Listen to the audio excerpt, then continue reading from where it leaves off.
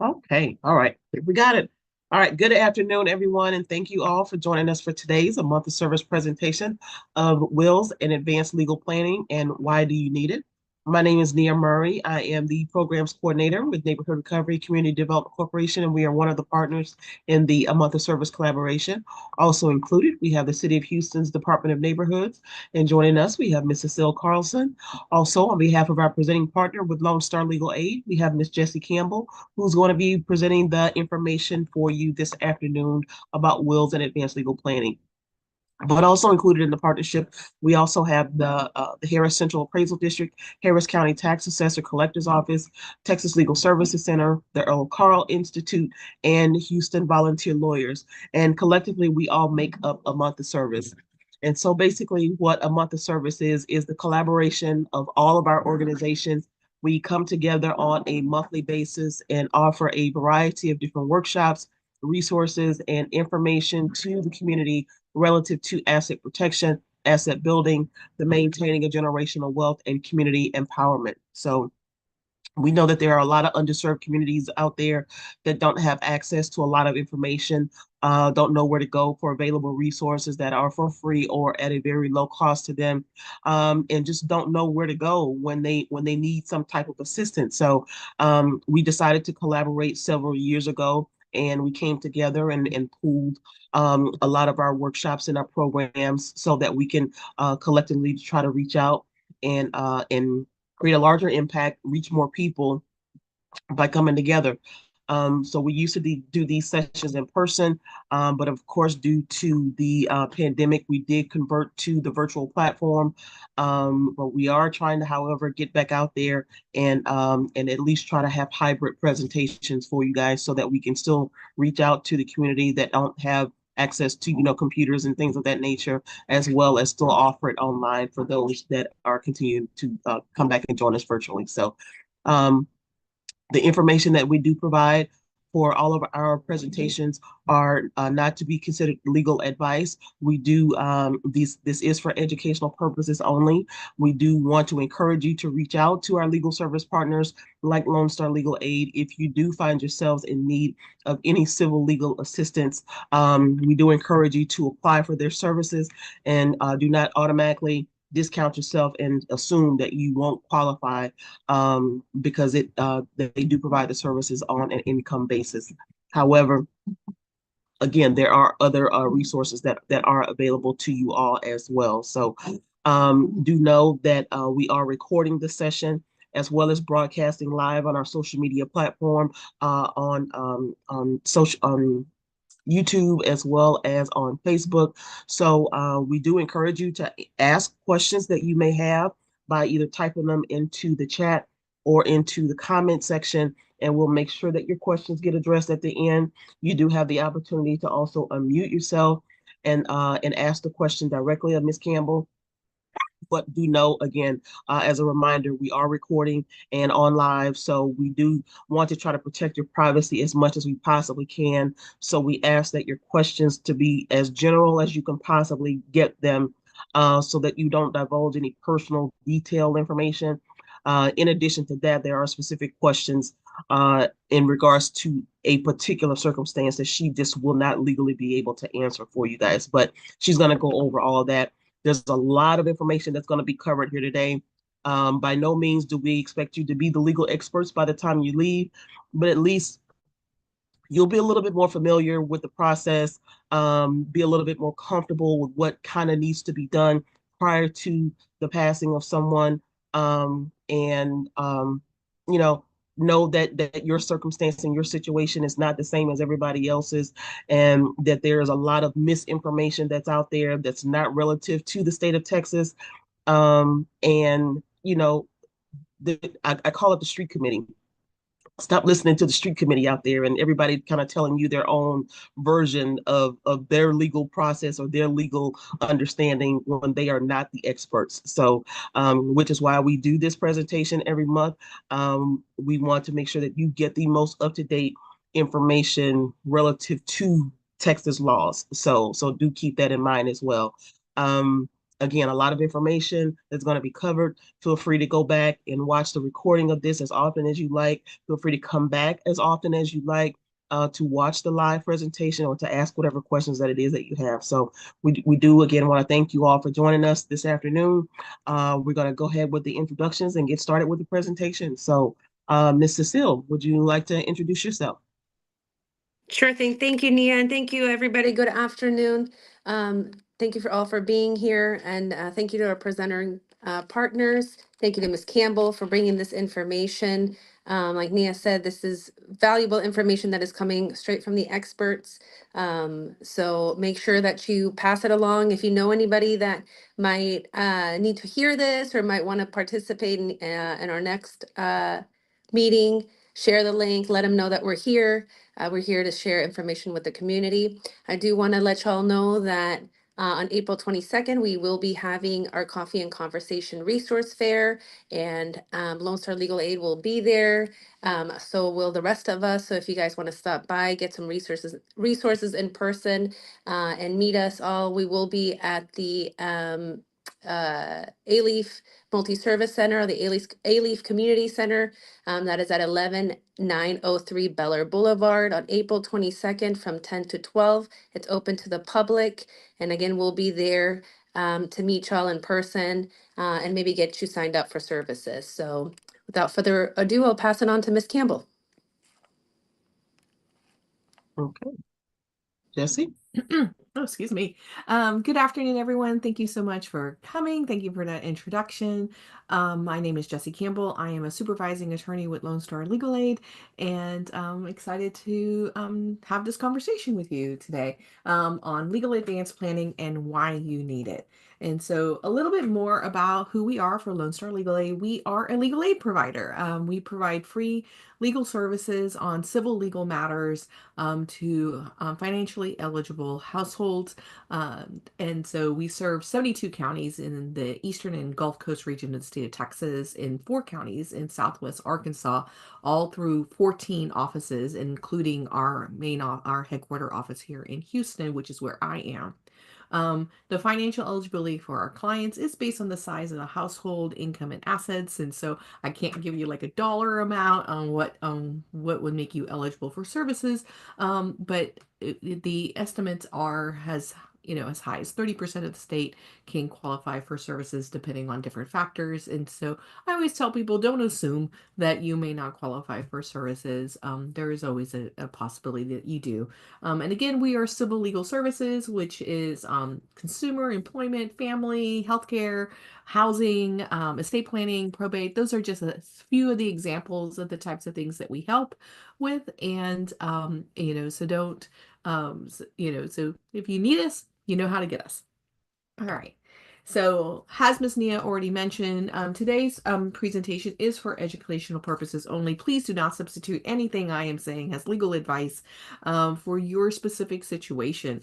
As much as I try to talk about this in kind of a high level, big picture, what it applies to most people, it doesn't mean that everything I say is going to be exact to your situation. We do always recommend that if and when possible, that it is recommended to go speak with an attorney, so that way you get advice that is specific to your situation and ensures that the documents that you are drafting meet your specific needs and so forth. Um, Again, just a reminder as it relates to the questions, this is a public forum. It's going to be on the internet. And the internet is forever, as they say. So please do not share any private information, either in the Zoom, if you are on the Zoom call, or if you are watching this via our streaming services on YouTube or Facebook. This is not the space to be asking us specifically things about, like, my mother passed away and this is what was in her will, and I need to know if this is when I need to write my will, right? Like, we don't want that. Don't put anything out there where scammers and bad intended people can do something that you don't want them doing something with information that you are providing. In addition, I cannot provide legal advice in this presentation today. And so keep that in mind as you ask your questions. I can answer questions clarifying what we're talking about today, but if you're going to ask me about like, what do I need to write because of X situation in my household, chances are I'm not going to be able to answer that. Typically, believe it or not, I usually need more information. That's the reason why it's all this individual planning. It's pretty rare that I can just get a one sentence question and be able to fully advise. And also, too, I'm just not allowed to. We are a grant funded organization, and there's rules on what we're allowed to do, and I have to determine you are eligible before I can provide any legal services. So hopefully, if you are interested, you can apply for services and I can help you at that point more specifically. All right, so what is today's agenda? We cover quite a bit today, and we can't cover everything. In fact, I would probably say if I was to do a full detailed estate planning trainings, we're probably looking at 6 to 8 hours probably total. So today is an introduction. It's an introduction to what is advanced planning, what is the definition of it, what it is, what types of documents we have, and why you need to have these documents and what you need to be thinking about as you are looking at these documents. And so we're going to talk about the types of advanced planning when it comes to legal advanced planning. Most people, when they think of advanced planning, they're usually thinking of estate planning. They're thinking about that type of thing. So we're going to be talking about planning for death, but there's also other types of long-term, other types of legal advanced planning. That's going to be planning for the care of yourself when you are no longer able to do so, caring for those in our care when we are no longer able to do so, as well as long-term care. And then lastly, we're going to talk about some resources that are coming up. So what is advanced planning?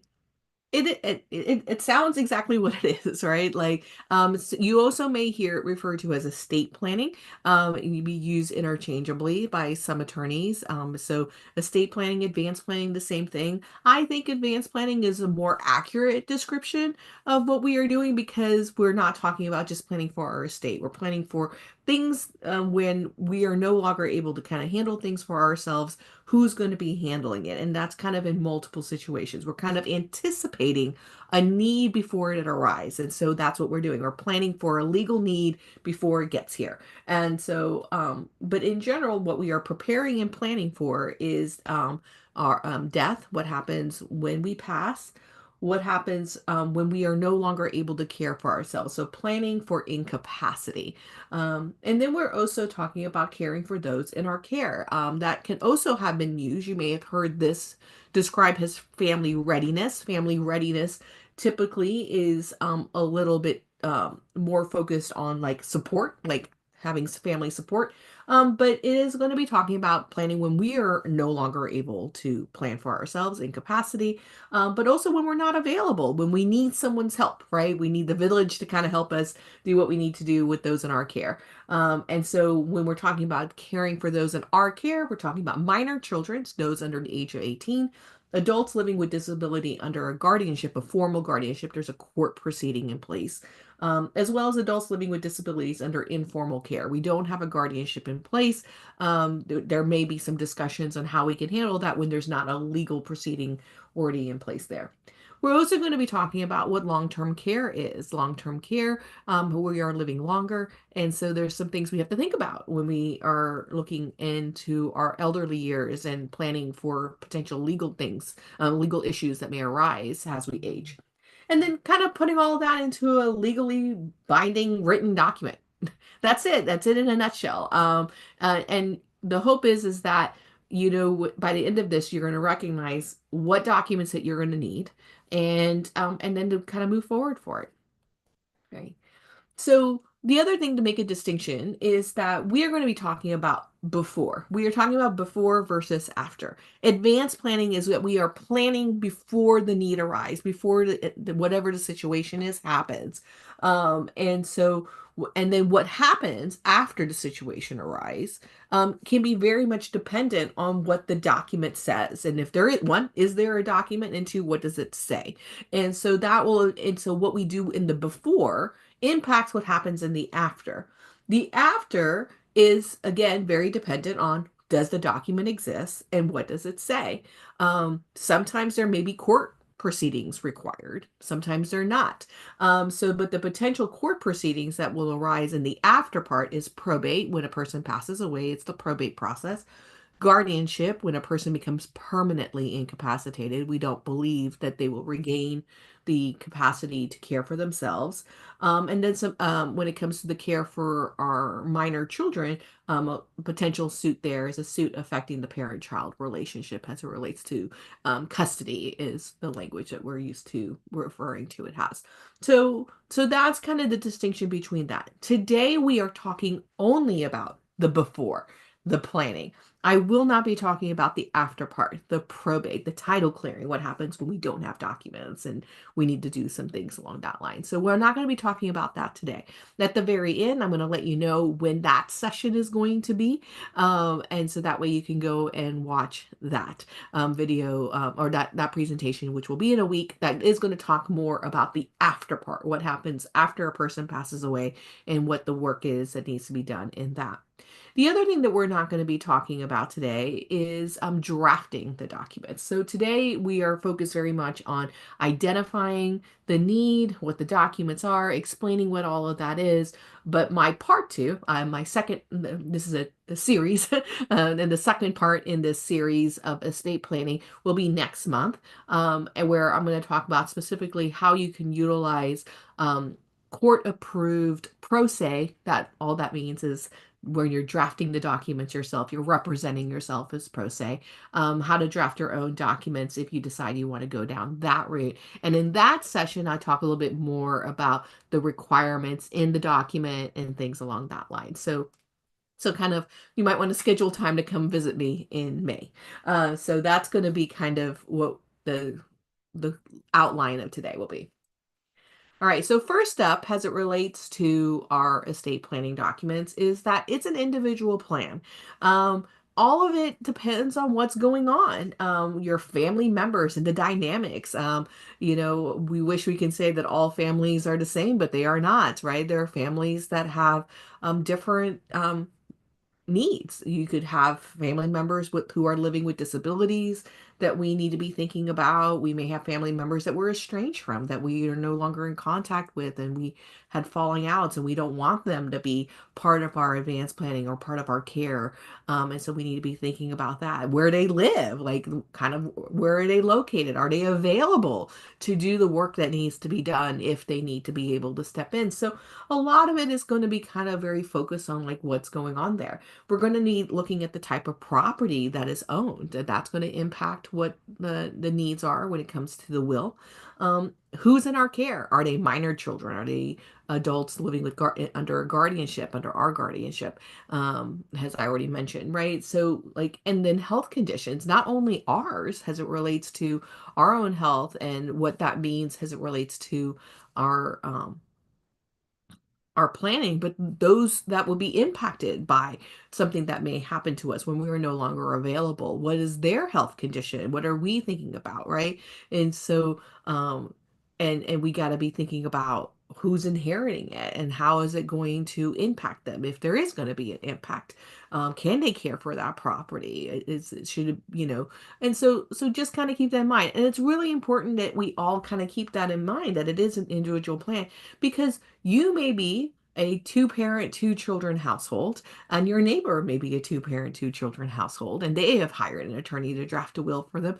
You can't take their will and copy it down and use it, because their attorney would have asked them a lot of questions, would have had some meetings with them to talk about all of these individual dynamics. And so while the family may look on the surface to be the same, what you will not know is all of the unknowns, the private information that was only shared with the attorney when they were drafting the documents, and that may or may not apply in your situation. So you can't just go around copying other things. Even when I talk about the pro se documents next month, if you come to that, you will hear me talk about why it may not be appropriate in your situation depending on your individual needs. So just always kind of keep that in mind. We always have to be keeping in mind that what we need is what we need, not what other people need. So when should you be updating your documents? These are never one and dones. We change, right? Dynamics change. Things change as we grow, as you know, and things along that lines. And so you want to be sure that your documents are always up to date, what your specific individual needs are. And so we always kind of recommend that today, if you don't have documents, today's the day. Today's the day that you start thinking about getting your documents. This is when you are going to draft them. And I am one of those people that it does not matter to me. I'm of an age where I have friends who are lawyers whose children are now entering early adulthood and has been for a few years. And true stories, these are true, where my friends are giving the gift of estate planning to their 18-year-old children, and their and these and their the children are like, like, why do I need a will at 18? Everyone needs a will. Like, everyone needs these estate plan documents, because you just never know when things are going to happen. And then unfortunately, bad things happen, accidents happen, illnesses happen. And so you always want to be prepared. I'm always a fan of the idea of, like, when you're ready, then Murphy doesn't come knocking. Is when you're not ready is when Murphy shows up, right? So automatically, I think as soon as you turn 18 years of age, you should be thinking about having documents in place. But after that, and then whenever you think about it, and if you don't have them, that's the time. That's the time to draft them. But then otherwise, you would want to look at it in major life changes. You're going to look at changes in your marital status, and that's all the marital status changes, right? Marriages, divorce, separation. Sometimes people don't think about this. When they separate, but they haven't legally divorced, you're going to want to update your documents because the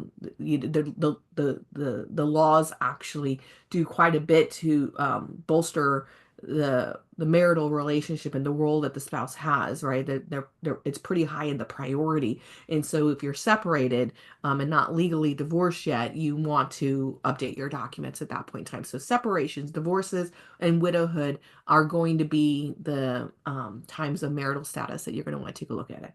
Children, changes in your children. What does that mean? When children are born, when children are born, one thing, hopefully no one ever experiences, but when children pass, that would be a time to take a look at the documents to see if it's doing what you want it to do. And has they turned 18 years of age, you're going to want to take a look at those documents. And then at that point in time, looking at the circumstances around your children, it has that relates to that. And that would also probably can potentially apply to grandchildren, has grandchildren are born or great grandchildren, right? That if they're going to be included in advanced planning documents, you would want to be looking at those as the circumstances around them change. Doesn't mean they always have to change, but you will want to take into account that. Your health changes, family and beneficiary health changes. Those who are going to inherit, we would want to take a look at the documents if they have health changes to take into account if what we have still works for them. And of course, our own health changes would dictate some of these document changes. And then major property changes. And that's going to be big things. I usually talk about, like, if it's not always this situation, but title document property. So if you buy a house, sell a house, um, buy a car, you're going to want to take a look at the documents at that point in time to be sure that they still reflect what you want to happen and if any updates need to be made to that. And so those are going to be the types of things. But also, it can include not title document property, right? If there is like a family inheritance that's really important in the family, then you would want to take a look at those documents and make sure they're up to date. Otherwise, every so often, every few years, if there's been no changes in marital status, children, you might just pull them out every once in a while. I have clients who pull them out once a year, take a look at them, and just be like, "Yep, still looks good," and then they put it away for another year. And but you don't want to let them just sit in there. But I've also seen clients where a will was written 10, 15 years ago and they were perfectly fine. They never needed to be updated. They always met their needs. And so just because it was drafted a while ago doesn't mean it's still not a valid will and still doesn't do what it needs to be done. In all of these documents, there's going to be a person, a representative. They all have different names, agent, executor, depending on the type of document that you're looking at. But for the most part, they all serve in the kind of that same role. They are a person that you are choosing who's going to be acting on your behalf when you are not available to do so, whether it's due to your death, incapacity, or just unavailable. You're just not around. And so when you're thinking about who's going to be in that role, I mean, they're going to be acting like you. They're going to be you for legal purposes, if you kind of think of it that way. You want to be sure you're selecting someone you know and trust and who will do what's in the best interest or as you would do and making those decisions. Um, so that's kind of what you're going to want to be looking at. So this one actually can be a very, very hard step. Sometimes family member when people are drafting their own documents, the easy part is knowing who's going to get the property and things along that lines, right? But the hard part is picking who's going to be doing the role. And because I get things like, well, I love my children equally. I don't want one to think that one is, favorite or I trust them more than the other. Um, you know, well, there's an expectation. I'm the youngest child, so I can say this, but like oldest child syndrome, where there's an expectation based on, um, that this is the child that is taking on the matriarchal role or patriarchal role of the family. And so they would expect to be able to take on this responsibility. Um, but they may not be the right people, right? Like they may not be the right people. It's really important to realize this is a job. I mean, it's not like well, maybe a paid job, but it's work. Like these are things that require engagement and handling things. And so when it comes to the executor and handling the estate after a person passes away, that's work that has to be done. Typically, it depends on the situation. So just keep that in mind. I'm talking generalities now, but typically that can include working with a lawyer, doing tax returns for the person who passed, and not only just one, but multiple tax returns, um, writing deeds, selling property, making repairs to property, paying debt, contacting creditors, to talk about being unable to pay the debt. That's work, right? Like that's asking somebody to take on the responsibility to do all of these tasks that need to be done. And the average amount of time can be anywhere from like 9 months a year to several years to 4 years or 5 years, depending on the complexities of an estate and what's going on in that. And and similarly with the power of attorneys, with these are things that have to kind of be done.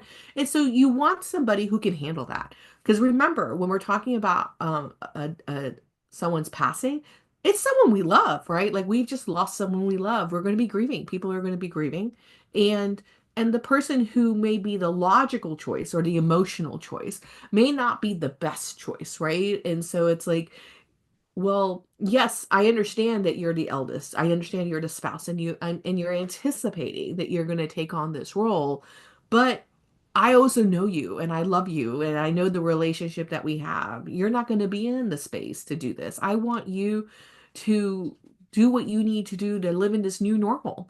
And I want you, and so I think it's better if, Uncle Bob, who's an accountant, to handle this. Yes, he'll be grieving too, right? Like he'll be sad, but he's going to want to help you. He's going to understand the role. This is what he does for a living, or he's got the mindset to be able to do this. So we're going to ask Uncle Bob to kind of do this. He won't, but he won't do anything without your understanding and things, right? So that's kind of where you kind of want to have those kinds of conversations with the people who think they're going to be chosen but are not chosen. Don't let it be a surprise to them that they're not chosen. Explain things to them so that way they're not surprised and they understand the decision and understand that it is a loving decision. Similarly, when it comes to picking representatives, comes to medical decisions. I always kind of say that like you got to pick the person who's going to make the medical decision as you would make them in that situation for yourself, right? And it doesn't mean that the person isn't going to be making a loving decision. It's just going to be a difference of opinion on what that loving decision would be.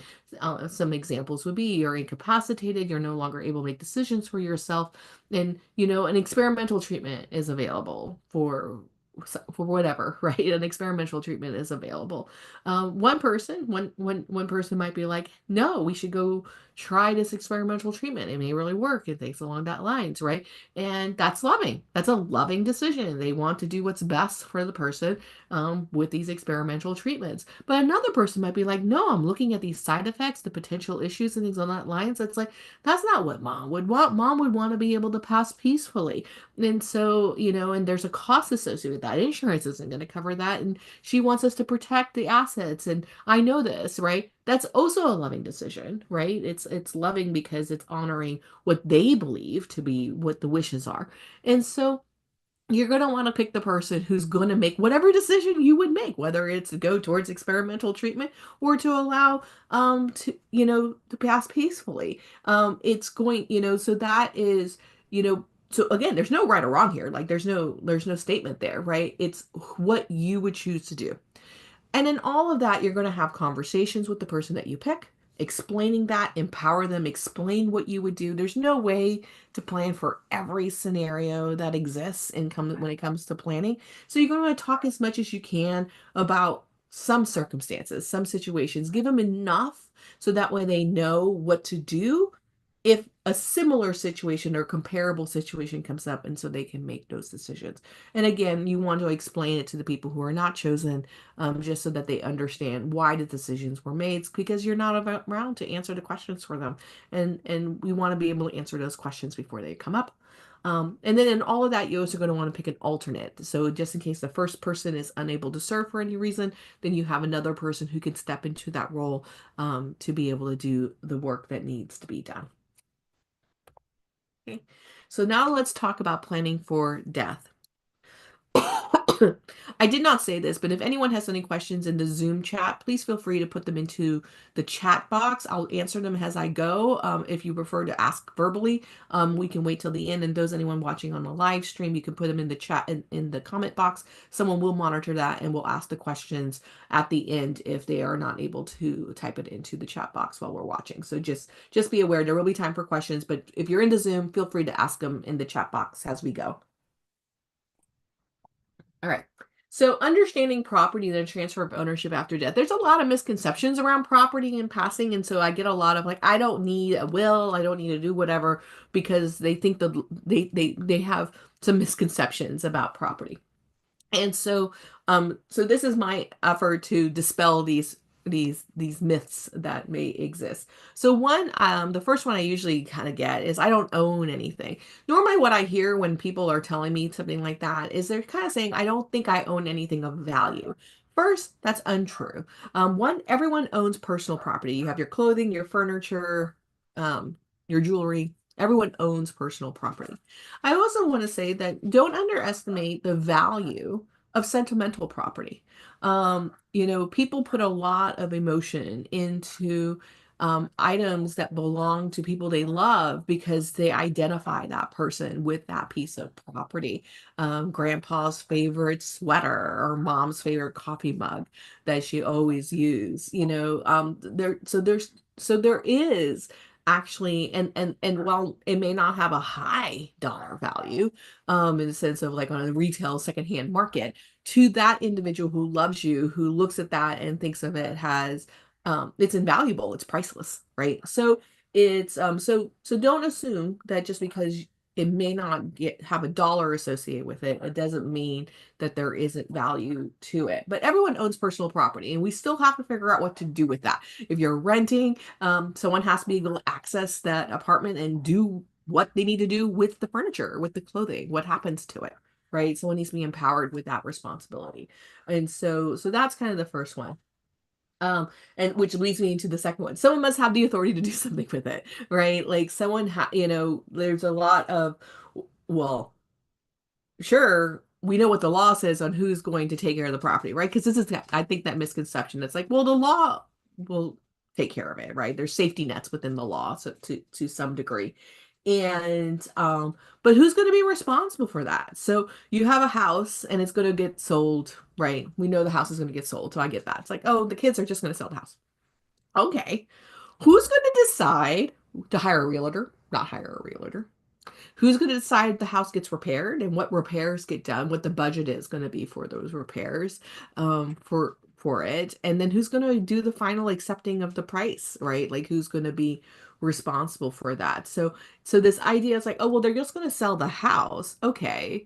Well, but someone still has to kind of take care of that. Who's going to be responsible for that? One of the things and one of the advantages of, and why I highly recommend everyone always have advanced planning, is that you're trying to avoid conflicts, right? Like people fight when people pass away. And so it's part of a grieving process. People are grieving, and so they kind of take out anger and space and frustration, and so people will fight. And I wish I can tell you that there isn't that people don't fight over property and over things. They do. And so if we're trying to avoid the conflict, you're going to empower a person to be responsible for making those decisions. You know, and usually if you have picked well, the person who's going to be in charge is not going to do that in a vacuum, right? They're going to be like, well, I'm empowered to do that, but they're going to let people know what's going on and take care of the things according to the instructions that you have given, because you have talked to them about what you want and what you want them to accomplish by giving them that power and the authority to represent you when you are not available to do so. And so that's kind of the other thing that people need to be aware of. Titled property. Again, remember I talked about like we need to look at our documents when we get titled property. It typically has to go through some type of a legal process to show who the new owner is, right? So in order to know who owns a house, we go look at the property records at our clerk's office, and we do a search and we find the deeds and we know who owns the property. Well, when someone passes away, we need new documents to show who the new person is, who are the new owners. And so we have to go through some kind of a process. And there's different ways that that can happen, which we're going to talk about in some of these documents, which is that can happen in a transfer on death deed. It can be part of the probate process. And so there's multiple ways that it can happen, but we need to have this document in place. Similarly with the car, because the car is titled, we got to do something. And again, multiple different ways that that can happen. There's declaration of beneficiary. Again, we're going to talk about all these documents later, so don't freak out. There's a form that you complete after death with DMV probate process. So it's like so we have to do something with that to ensure that we don't get what is called a cloudy title, where we're not sure who owns the property. And a cloudy title can have massive impact on the value of the home. And so we have built equity in our homes, we have built equity in our property. We want to, when we are handing to our next generation the wealth that we have accumulated in our lifetime, we want to preserve as much of it as we can. And one of the best ways and for a lot of people, the biggest source of wealth is the equity, the value that they hold in their real property, their houses. And so we don't want to lose any of that value just because of a cloudy title. Okay. Another thing is that verbal agreements are not enforceable in the state of Texas. I hear we have an agreement. Fantastic. Put it into writing, right? Like, and so because when they're not enforceable, no one can go to court and say, well, we agreed that Joe was going to get the house. Well, great, Joe, but how do we know that that's true? You could be coming in and saying, that I get the house because Susie said I was getting the house, but we don't know that. There's nothing in there. So put it into writing. Also, sometimes people misunderstand. There's a misunderstanding between the individuals. Someone may walk away from the exact same conversation thinking that Joe's going to get the property, but the other person walking away from the exact same conversation believes that's like, oh, well, Sally's going to be able to live in the house, and then Joe's going to get the property when Sally passes away down the line, right? And so completely different opinions of what come out of it. So I always say, put it into writing, make it clear so that way there's no questions, and then it remains enforceable. And what will happen afterwards becomes an enforceable agreement, as opposed to just I don't, an unenforceable one. And then the last misconception that we get that I have to dispel is that a co-owner of a property does not automatically get the property when the other co-owner dies. That's called a right of survivorship. We are going to talk about that in more detail in a couple of slides, but that's not automatically true. It depends on the family dynamics, what's happening there, the type of property that we're talking about. Are we talking about community property versus separate property? Are we married, and do we have children from a previous relationship? If there's no children, are there any children? So a lot of that impacts on whether or not the co-owner inherits the property. And so a lot of people believe that the spouse automatically gets it. And that's not always 100% true because again, it depends on the dynamics of the family. And so you want to always be kind of checking on that because what may happen may not be what is anticipated may not be the case. All right. So let's start talking about some documents. So the first one is a will. Most people do know what a will is. It's a legal document in which a person called a testator writes down what they want to happen to their property and debt, called collectively the estate, after their death, and who they want to manage that estate. And that person is known as the executor. That's the representative. Um, and that's essentially what it is. My one takeaway from this, I want everyone to walk away with, is that everyone needs a will.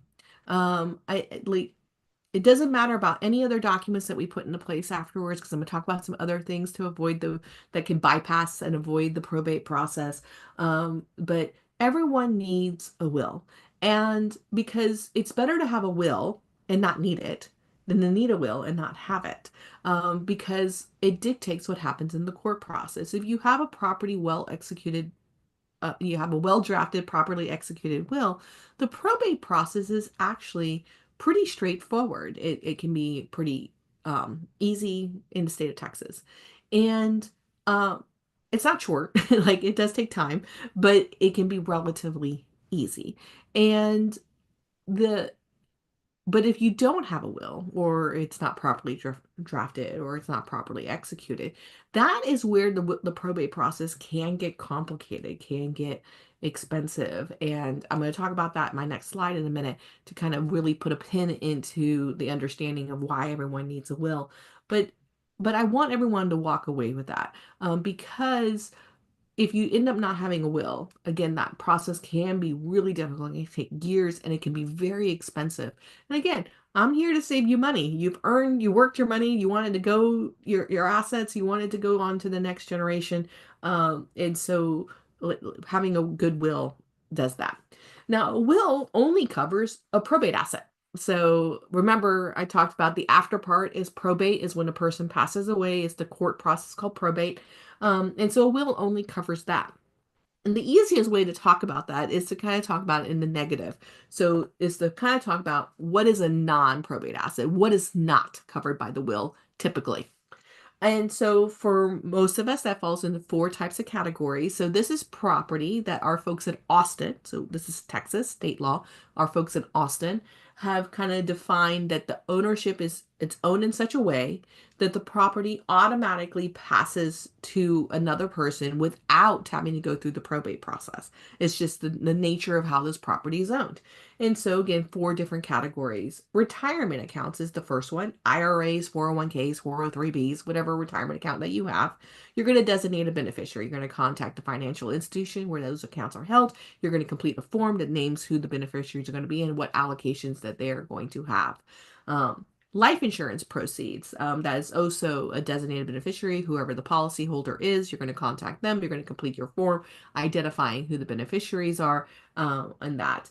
And the third type of thing is out of four, our third out of four is a payable on death account. So those are going to be our checking accounts, our savings accounts at our financial institutions, our banks, credit unions, those types of accounts where you're going to say, I would like to be a payable on death account. Those are not co-owners of the property. They are not on the checking account. They can't write a check. They can't withdraw money from that account.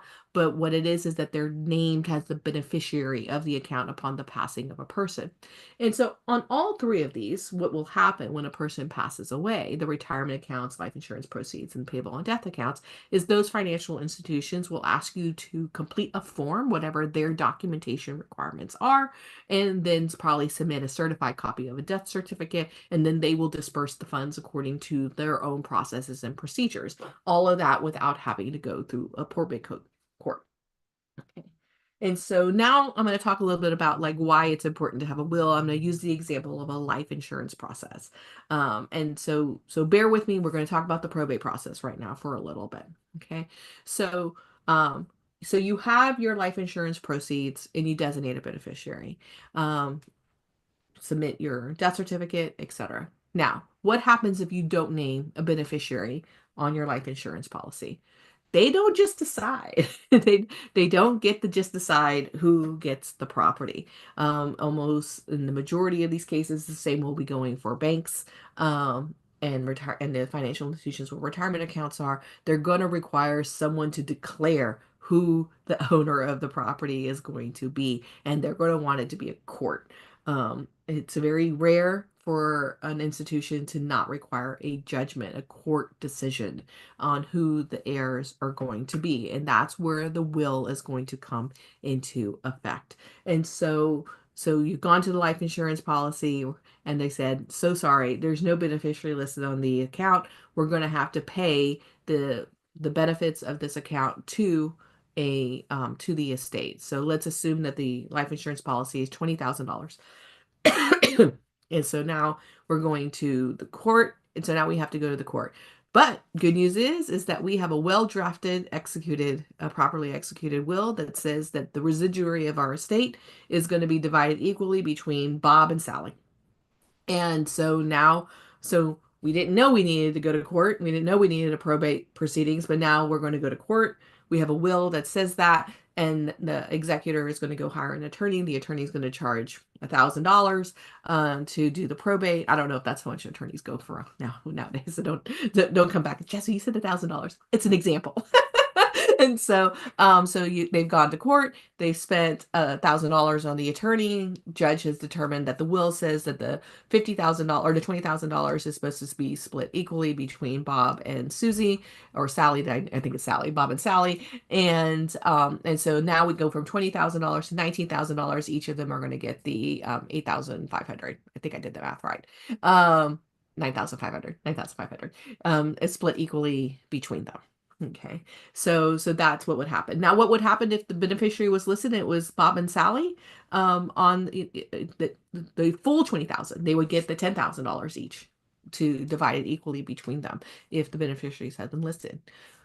What happens if there's no will? So this is where I put in the pin. This is why you need a will. Better have a will and not need it than need a will and not have it. Now we have the $20,000 that has to get paid into the estate, and now there's no will. So we don't know. Now the court has to decide who are the heirs at law. What does the law say are the heirs? Now, so questions that we have to ask. Was the person who passed married? Right? And if they are Bob and Sally the spouse's children? Maybe, maybe not. Right? And so depending on what that is, so if we assume they're not, spouse on personal property may be entitled to the full amount. It may be split between them. It's typically split between 50% to the spouse and half to the children. But here's the other question. Are we sure that the person who passed doesn't have any other children? So while we have an attorney who's like, well, when you had a will, I was going to charge you $1,000, but since there's no will and it's going to take more time, more work to get us to do that, I'm going to charge you $2,500 for my services. So now we've gone to $2,500. That $20,000 is automatically now down to $17,500, right? So we've already reduced it to $17,500, and we're not sure who's going to get the property. Now we have a court that says, hey, but we don't know. We don't know for sure there's no other children. So I now need the estate, because the estate is the person in court, to hire somebody to go find out, to be sure there isn't any other children. It's an attorney ad litem representing the unknown heirs. That's what the court may require. That attorney has to get paid by the estate. And that attorney might be like, yeah, I'm going to charge you $2,500 for this, for me to go do this work, to go make sure there's no other children and things on that lines. So now that $20,000 has been reduced to $15,000, and then it gets split in half for Bob and Susie, assuming that I keep changing Susie. We're going to assume that her middle name is Sally. Susie, Sally are going to, has been reduced significantly by that $5,000. And so those are just kind of the examples to kind of take into account when you're thinking about that, on why it's important to have a will. Now you're like, Jesse, I think I know what I own. Believe it or not, it does happen more often than you think. Where people will end up with inheritances that they weren't expecting to have, or with property that they didn't know existed. life insurance policies. Sometimes employers have life insurance policies for their employees, and the employee may not realize that that policy existed. Some credit card companies put a life insurance policy, give you a gift one. Like, did they just have a gift policy as a credit card owner, of an account? Then like $1,000 policy or a $500 policy, and so you have that. I don't know. I would want that $1,000. And so so there's those types of things. Inheritances. Sometimes what happens is that you don't know, right? And so when we talk about clearing title and clearing property and things along that lines, sometimes the person who's going to inherit the property is a cousin, right? And or an aunt, and that person has passed, but the property is going to them. So who's going to inherit the property? So sometimes inheritances can come into play that we weren't aware that was going to happen, and now we need to determine who's going to be getting the property. So it actually happens not as infrequently as you think it would, where all of a sudden a person passes and we identify property that we didn't know existed. And sometimes it happens years later. There's unclaimed property. If you don't check that website, sometimes an unclaimed property pops up, and a few years later, and you're like, wait, that's my parent, that's my sibling that has that money. And now and the state won't issue the unclaimed property except to the properly named heirs or executor of the estate. And so just saying, it does happen. So have a will. Um, the last type of non-probate property, and I did intentionally do it differently because the first three, retirement accounts, life insurance proceeds, payable on death accounts, those are beneficiaries. I just realized. And so you're naming a beneficiary. I do want to say this. The biggest thing that takes people to probate court when they are planning that they don't realize is their bank accounts, is their checking accounts. And so you want to be sure that if we're trying to avoid the probate process, again, probate's not a bad thing if you need to go through it, but if you can't avoid it because you don't need to, why go through it? And so, and I'm going to talk about ways to avoid the probate process for cars and property in the next slide. But when it comes to our checking accounts, our savings accounts, there's two ways that you can do that. One of them is the payable on death account. And that, again, you own the account. It's a beneficiary who receives the account. The fourth type of non-probate ownership is the joint tenancy with a right of survivorship. So when I talked about that misunderstanding where the owner of the property automatically, the survivor gets the property, this is what we're talking about. This is not the default in the state of Texas. The default is joint tenancy. So we own an undivided interest in our property, but it doesn't mean that the survivor of the property automatically gets it. The property passes according to our will or according to the heirs at law if we don't have a will. And so that may or may not be the co-owner of the property. We just don't know. Family dynamics, individual plan. But you can create a joint tenancy with a right of survivorship, which is an agreement between the two individuals that upon the death of one, the survivor, the other owner, is the one who takes the property, who now owns the property 100%, instead of it passing according to the will or the heirs at law if there is no will. So that is what a joint tenancy does. You are co-owners of the property. You can also do this for your bank accounts, your real property, your cars, and things along that line. So you can create that. But it is a creation. You are due because it's not the default. The default said joint tenancy, which is that we share ownership, but our half goes according to our will or the heirs at law.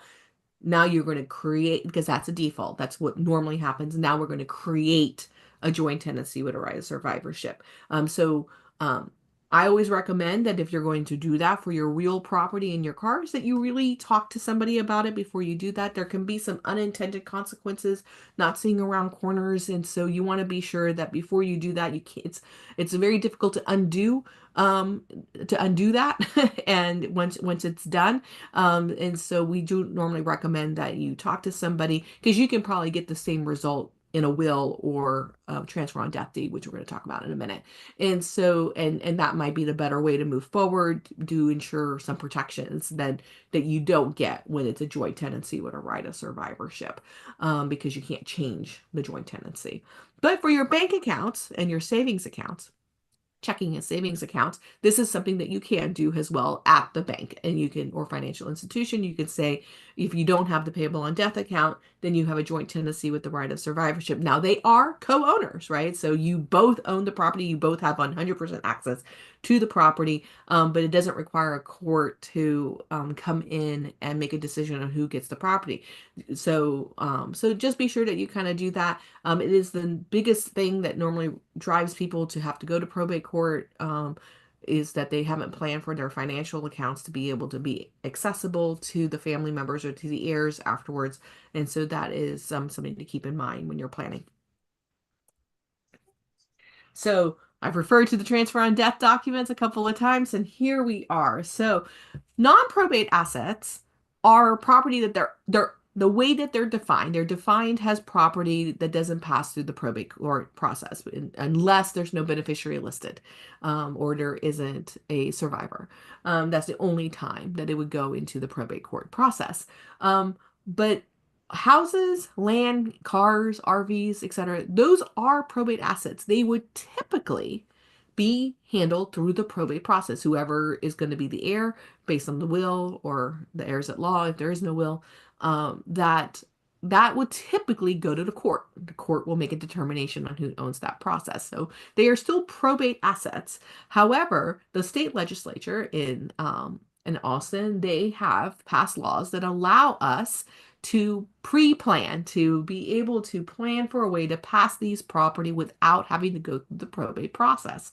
And so the first one is a transfer on death deed. It is a deed. This is passing real property, land, houses.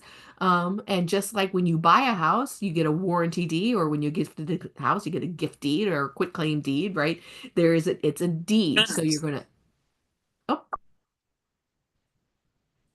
okay.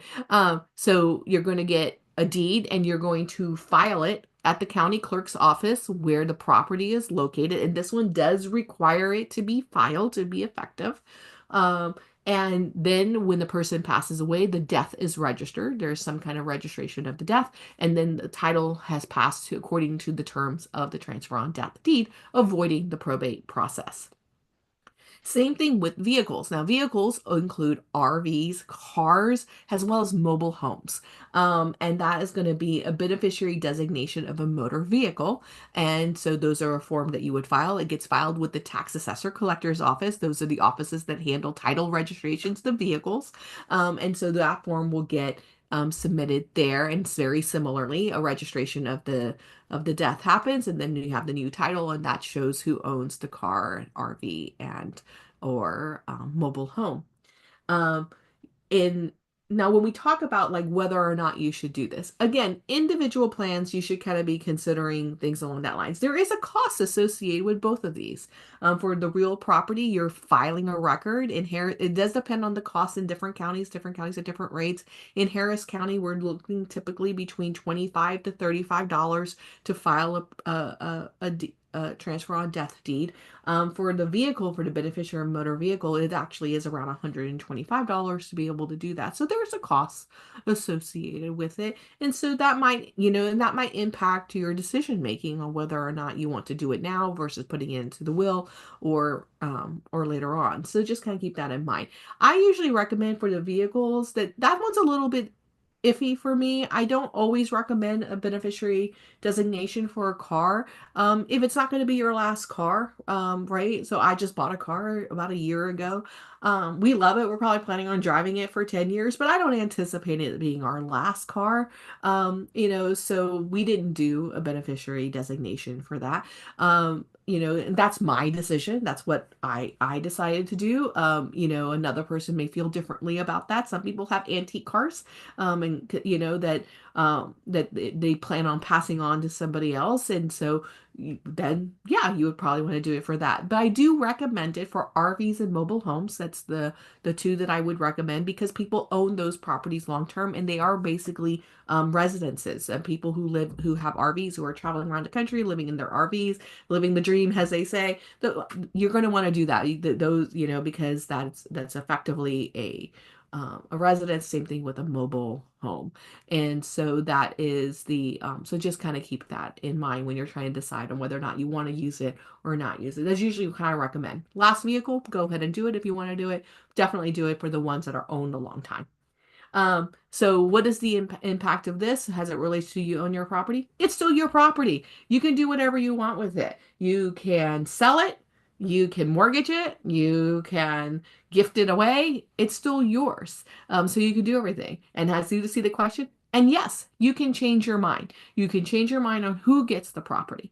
Now, this is something that's really important to know, though, that when it comes to doing that, um, you need to change it. Like you need to do a completely new document, submit a new document. You need to revoke the other one, and in general. So yes, so you can change the beneficiaries on these documents. You just complete a new one, file a new one, and that one will take precedence over it. So this is not a forever thing. You can change your mind about it. But the key thing that you have to remember is that these documents, the transfer on death documents, the deed and motor vehicle beneficiary, take priority over the will. 100%, because it's never going to go into probate court. Remember, a will only applies to probate assets, and so it only goes into probate court. If you have a transfer on death document for your car or your property, that's never going to go to probate court because it's passed outside of the probate system. It's not going to be covered by the will. So these take priority over the will. So if you change your mind about the beneficiaries, you can't change it in a will. So if you write a will giving that house to Bob, and then you do a transfer on death deed afterwards giving it to Susie, Susie gets the house. If you do a transfer on death deed giving the house to Susie, and then you write a will giving the house to Bob, Susie gets the house. It doesn't matter what order and timeline or anything along that lines. The transfer on death deed is going to control over the will. And so be sure that if you do that, that you and you wanted to pass according to the will as opposed to the transfer on death deed, then you need to revoke the transfer on death deed. Okay. Now, I want to say that transfer beware. It's not ideal in all situations. In my part 2 session, I do talk about how to complete a transfer on death deed on your own, and I do talk there in a little bit more detail about kind of the situations where you're not going to want to do it. But but in general, it's not ideal in every situation. Again, are we trying to avoid conflicts? Because sometimes you don't want to have multiple people inheriting the property, and because if there's going to be if you're going to plan on selling the house and 3 people are going to inherit the property, um, again, who's in charge? Who's going to be dealing with what? Yeah, we're avoiding the probate process, but are we still going to have a conflict that's going to be happening there? It may be easier to put it into the probate process with a well-drafted, properly executed will that makes it seamless. So, because now we have a person who's going to be in charge, who's going to be making those decisions. And so I always kind of say, keep that in mind. Like, what if there's a disagreement on what if one person who's inheriting the property wants to live in it, but the other 2 want to sell it? How is that going to get resolved? And so just kind of keep that in mind. I always kind of say we have to be sure that we're thinking about not just us, what makes it easy for us to transfer the property according to the rules that we want to be able to do, but we have to be thinking about the impact of the people inheriting the property and whether or not the document that we have used is going to create the situation that makes it easier for them to inherit the property without any conflicts or expense. And so we kind of have to balance that out. You also don't want to use a transfer on death document when there's instructions. And so, for example, when I talked about like that, my example of like the verbal agreements where Bob walks away thinking, or Joe walks away thinking he's going to own the house, but really Sally is going to have a life estate. Those are instructions, right? We want Sally to be able to live in the house for as long as she wants to live in the house. And, because she's raising kids, they're going to school, and they've been living with mom, taking care of mom. And so we want Sally to be able to live there as long as she wants. And then afterwards, it gets divided between Bob and Sally. Well, those are instructions. You're going to want to put that into a will for that will to be effective. You cannot do that in a transfer on death document. Those types of instructions cannot go into that. Similarly, other types of instructions. It's not uncommon to have a person to say that they want a certain amount of proceeds. Like, I've definitely seen it where clients are like, yeah, I want the house to get sold and I want, it to be divided equally among the kids. But Sally paid for my my roof a year ago. And I really think that she needs to get some of that money back beforehand, right? It's unfair that she took money out of her savings to pay for my roof. So I think she should get the first $20,000 out of the proceeds because that's how much my roof costs. I don't know how much my roofs cost, but that's how much my roof costs. So I want her to get her money back. And then the proceeds get split evenly among the children after that. Those are instructions. Again, you're probably going to want to put that into a will as opposed to putting that, relying on the verbal instructions that you would have to do for a transfer on death deed. I saw a question. I want to make sure I answer that. Oh, I'm going to answer that question in a minute. Miss Brooks, I'm going to answer that in a second. All right. Okay. So next up, we're going to talk about trust. I get a lot of questions about trust, and I always say this one is hard. So what is a trust? A trust is an arrangement where one person or entity called a trustee holds legal title to property for another person, and they're called the beneficiary. Many different types of trusts: living, revocable, irrevocable. There's special needs trust. There's all sorts of different types of trusts.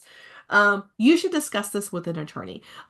Generally, what happens when I get asked this question is because you may have watched a national expert. You've watched Good Morning America or CNBC, and some national financial expert has come on and said, everyone needs a trust. This is what no one wants to go through the probate process. You need a trust.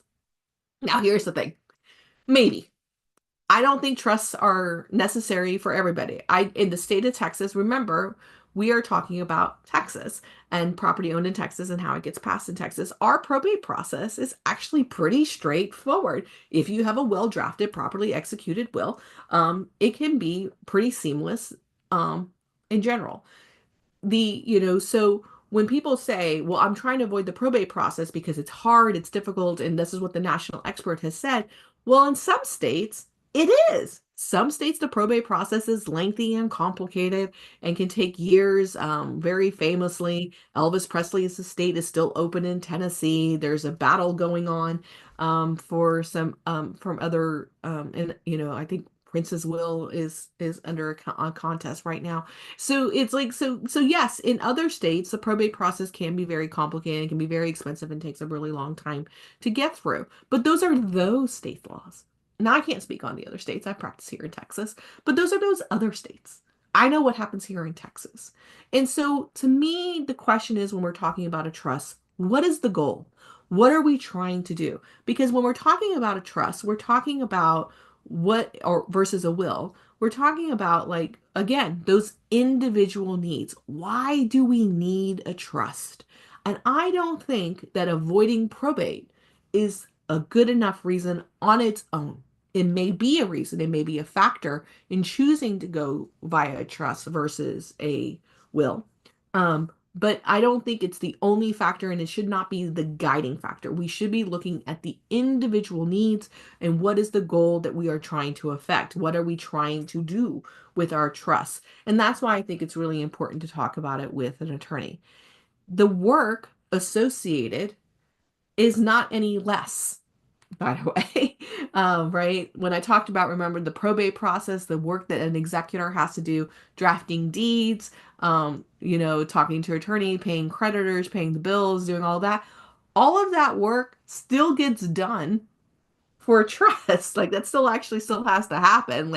A trust document doesn't automatically remove that work. That work still has to happen either way. And the cost of creating a trust, depending on that type of trust, may be more expensive than the cost of the probate would have been, again, with that well-drafted, properly executed will. And so I think that, like, those misconceptions about, like, well, trust is going to save me money, it's going to save time, it's going to make it easier for my heirs, things along that lines, not necessarily. It does, again, it depends.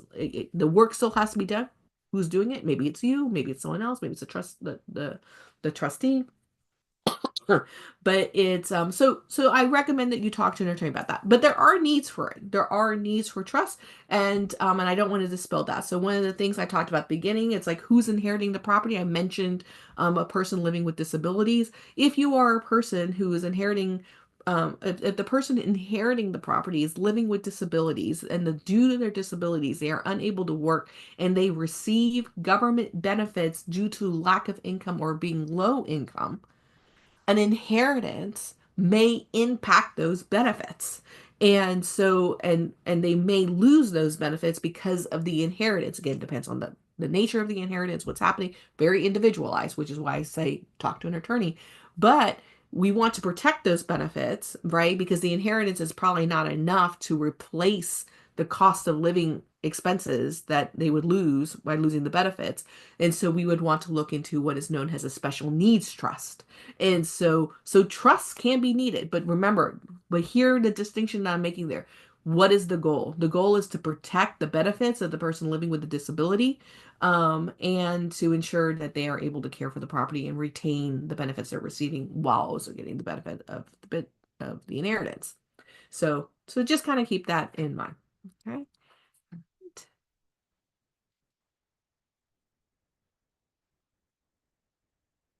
All right. So, getting to the question around debt, and whether or not you can do things. So, debt survives, unfortunately. I wish we can say that it doesn't. There's a misconception around debt and when people pass away.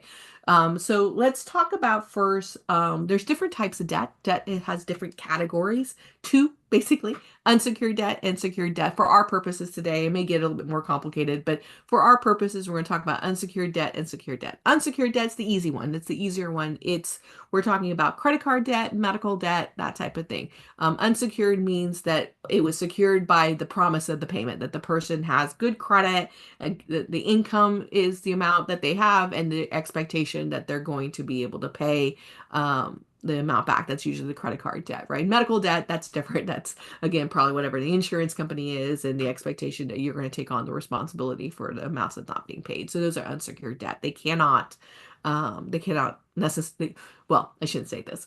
Generally, they're not coming and seizing property to pay off the debt. I mean, there's things that can happen, but for our purposes, that's what we're going to assume. Some, not all, some creditors will discharge the debt and not expect the estate to pay. But if the estate is solvent and the estate has the ability to pay that debt, the expectation is that the estate will pay it. And so not all creditors will discharge a debt at death, an unsecured debt. And so that debt might still have to get paid. So it does survive. And again, that's typically work done by the executor to determine how much money the estate has to pay and then determine the amount that needs to get paid. And if the estate's insolvent, to request a discharge of the debt. That doesn't actually mean that that's done, that there's not more work to be done with that, because the credit card companies can still issue cancellation of debt income to the estate.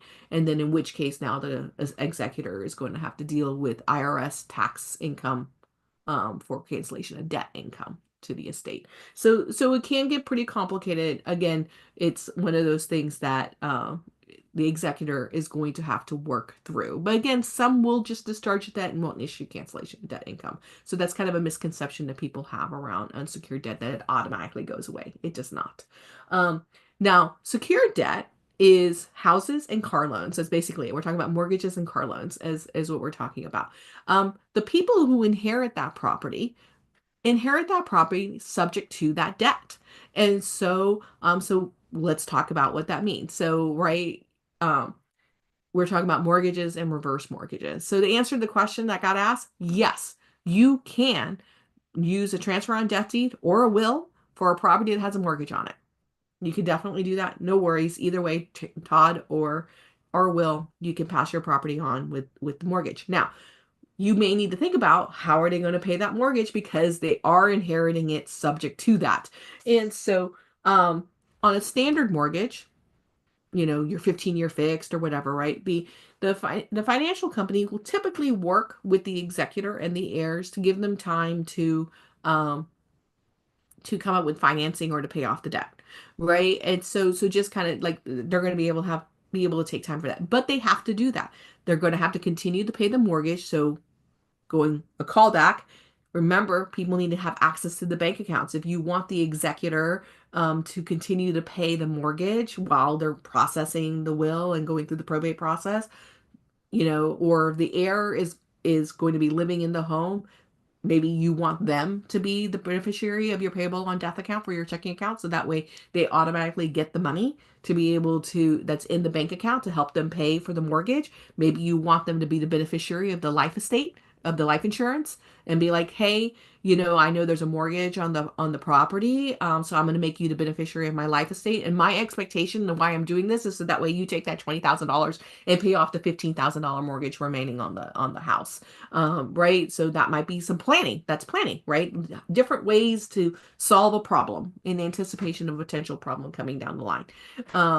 And so but typically this typical mortgage company will work with the executor and the heir to give them time. It's not indefinite. You can't do it forever.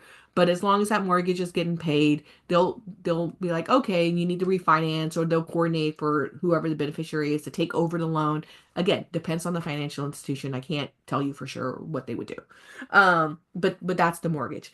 The second type of thing that we have to be worried about when we're talking about debt on a property is a reverse mortgage. This one is a little bit not more important, but can be detrimental to an heir. Reverse mortgages are due 6 months after the date of death. So, person passes away, calculate 6 months from that date. That is when the reverse mortgage is due. That's not a lot of time, by the way. 6 months is not a lot of time. Keep in mind, a person has passed. Funeral arrangements need to be made, depending on how long that takes. We have the grieving process. The average amount of time currently to start the probate process in the state of Texas is 3 to 4 months after a person's um, passing. That's the average amount of time when probates get started currently. And so when you have 6 months, that only gives you about 3 or 4 months to do what needs to be done to be able to pay off that reverse mortgage.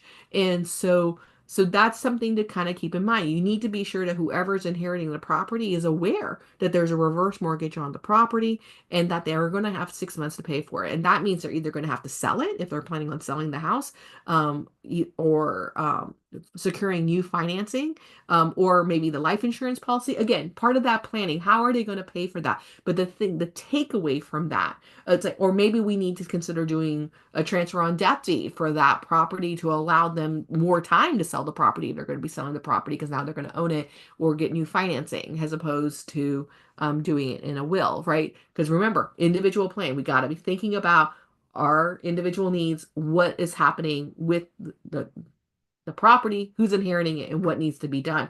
And so you're going to want to look at some different options there. But what would the beneficiary and the executor need to know, because the two of them need to know together, right, is that there's a reverse mortgage and it has to get paid in 6 months. And very rarely these reverse mortgages negotiate for more time. They may give you some, maybe, depending on who they are. Some, but I don't want to promise that, because a lot of them don't, because the terms say 6 months. So just kind of keep that in mind when it comes to the debt. Okay.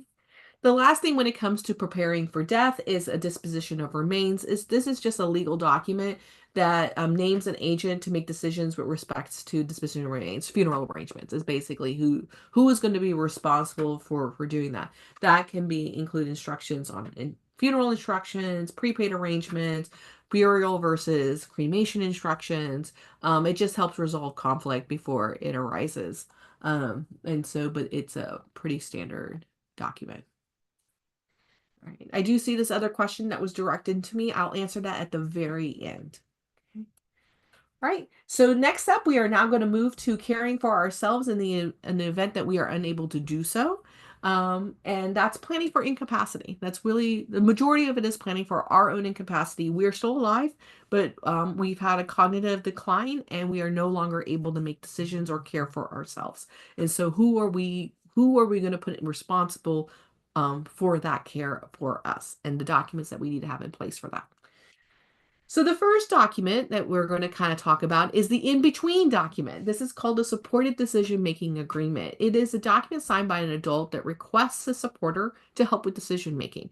The adult, the person signing the document, is still able to make decisions for themselves. They're able to, and they want that, but they recognize that there is either a cognitive decline that's occurring, or there's maybe some mild incapacity, but they're not fully incapacitated. And so they need help making decisions, right? So, and it's like they're not making, like, the supporter, the person coming in helping, is not making the decisions. They're just there to be like, are you sure that's what you would like to do, and things along that lines. The supporter does owe a fiduciary duty, which means that they are doing what's in the best interest of the other person, not what they would do in that situation, but what is in the best interest of that. And it's a legal obligation. It is a less restrictive than a guardianship, and it's a good in between to kind of help people who have that diminishing or cognitive decline that's happening. Um, it is something that we do kind of potentially need to think about for an aging population, an elderly population. And fortunately, for some of us, as we get older, we do get a bit of a cognitive decline.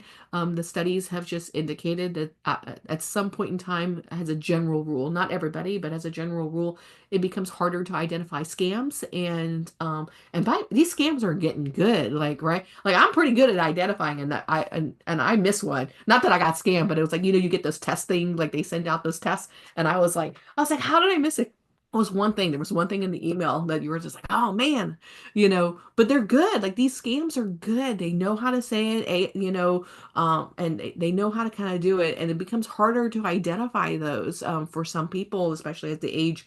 And so this might be something that's worth to put into place. Get with your bank, hand it over to the bank. So that way, if all of a sudden you're coming in and being like, I really would like to transfer $5,000 to a person outside of this country that I've never met in real life, that the bank knows to call your supporter, so that the supporter can come in and do some research, do some support, and make sure that $5,000 does not get sent to somebody that you don't know, that may be lying to you, that may be just trying to take your money and not really in the best interests for you.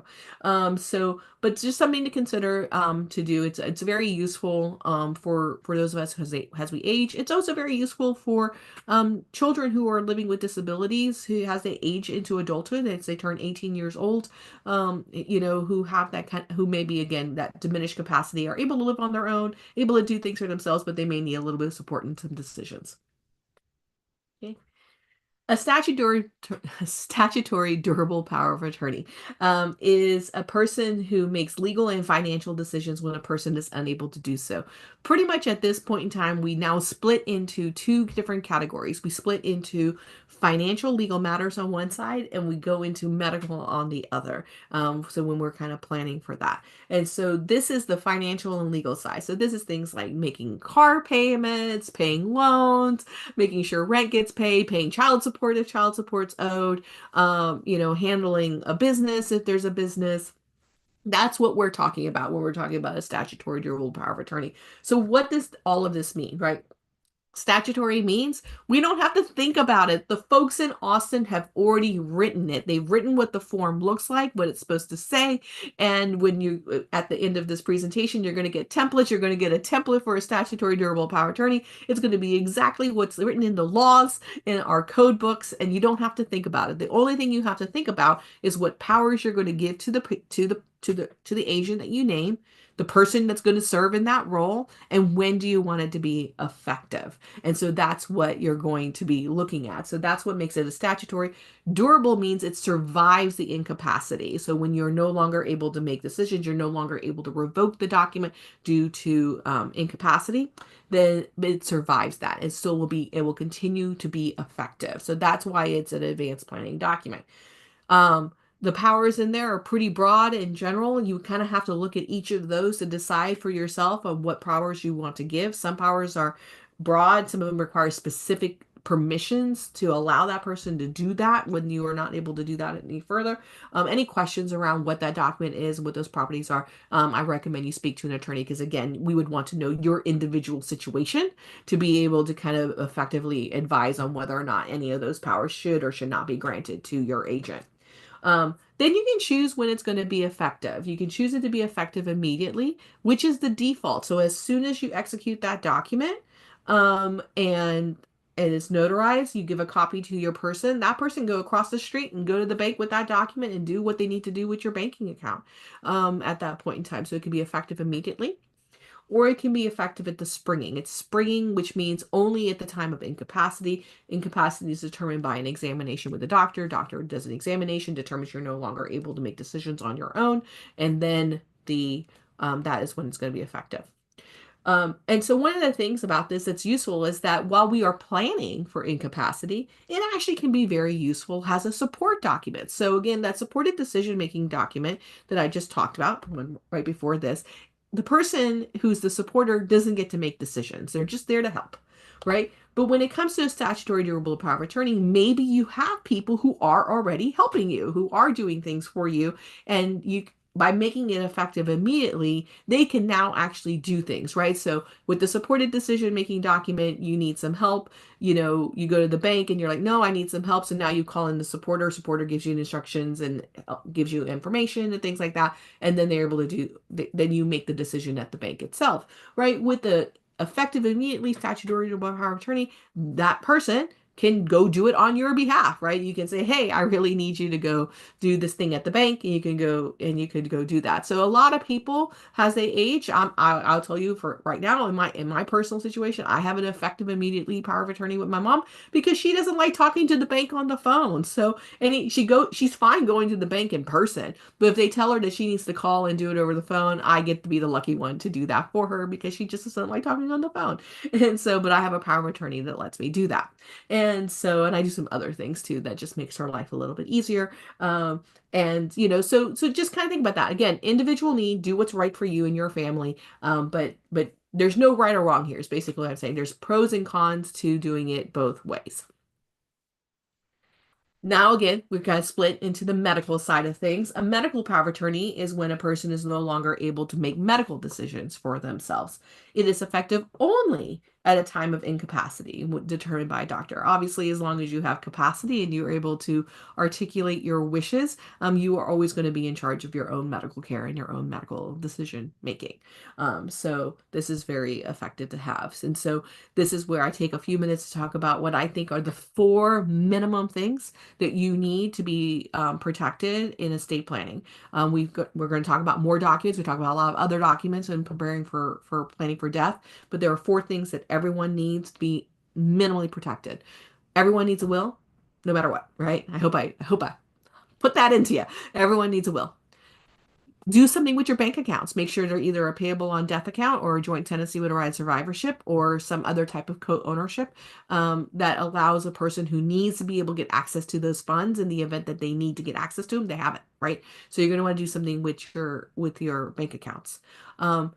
Everyone needs a statutory durable power of attorney, and everyone needs a medical power of attorney. Those are the 4 things you need to have to be minimally protected. Everything after this is going, or every other thing that we talked about is nice to have, good to have, recommended if it works for you and you need it and you should have it. But if you walk away being like, I need to try to draft documents on my own, Jesse, what should I have? I don't have time to do 8 documents right now. Those are the 4 things that you need to go and work on. Okay. So now when we're talking about those power of attorneys, the medical one and the statutory durable power of attorney, we're talking about incapacity, but they can be and pretty much are intended to be temporary. They're not always intended to be permanent. They can become permanent, which is why I tell you to have them as your minimum protection. So they can turn permanent. But when there is a permanent incapacity, so we have lost our cognitive functions and we are fully incapacitated, there's no expectation that we are going to regain the ability to make decisions for ourselves and be able to care for ourselves. Then it can rise up to the need for a legal guardianship where we're not going to go to the probate court in Harris County, the probate court, county court, and other counties, and where we're going to have a court determine a guardianship is needed, and we're going to name a legal representative, a guardian, to step into those roles. What a designation of a guardian in the event of later incapacity does is name that person. Who do you want to be your guardian?